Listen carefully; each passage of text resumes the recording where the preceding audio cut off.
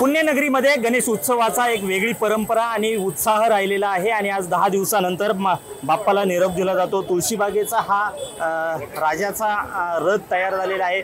विविध फुलमाळांनी सजवण्यात आलेले श्रींची मूर्ती चांदीमध्ये आकर्षक सजावट करण्यात आली। चांदीच्या दागिन्यांनी श्रींच्या मूर्तीला या ठिकाणी सजावट करण्यात आलेली आहे।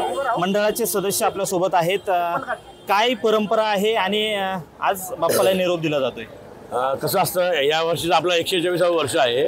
बाप्पाला निरोप देताना खरं आम्हाला दुःख होतं तसं, कारण 10 दिवसाचा जो आनंद आहे तो आनंद एकदम कमी होतो आणि दुःख नाही मानतात, पण एक थोडंसं जे वेगळं पण वाटतं खरं। आणि यावेळेस आपल्या मंडळाची वैशिष्ट्य म्हणजे जगन्नाथपुरीचा सेम कॉपी, जगन्नाथपुरीला जशी रथयात्रा निघते तशी रथयात्रा काढलेली आहे। आणि हा आपला रथ मंडळाचे कार्यकर्ते व डोलेजिम पथकाचे काही मेंबर्स असे म्हणून हा रथ स्वतः ओढणार आहेत। नक्कीच भागीरथातून ही बाप्पाची मिरवणूक निघणार आहे।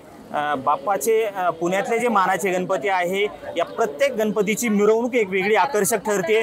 त्याच निमित्ताने तुळशीबागेतल्या या चौथ्या मानाच्या गणपतीची मिरवणूक कार्यकर्ते स्वतः ओढत घेऊन जाणार आहे आणि ही मिरवणूक निघणार आहे। बाप्पाला निरोप दिला जाणार आहे, त्यासाठीची ही जय्यत तयारी या ठिकाणी सुरू आहे। रोहिदास गाडगे, साम टीव्ही न्यूज, तुळशीबाग, पुणे। देश विदेशातील प्रत्येक घडामोडींचे लाईव्ह अपडेट मिळवण्यासाठी आता साम टीव्हीच्या सर्व सोशल मीडिया प्लॅटफॉर्मला लाईक, फॉलो आणि सबस्क्राईब करा। तसंच सर्व नोटिफिकेशनसाठी बेल आयकॉन प्रेस करायला विसरू नका।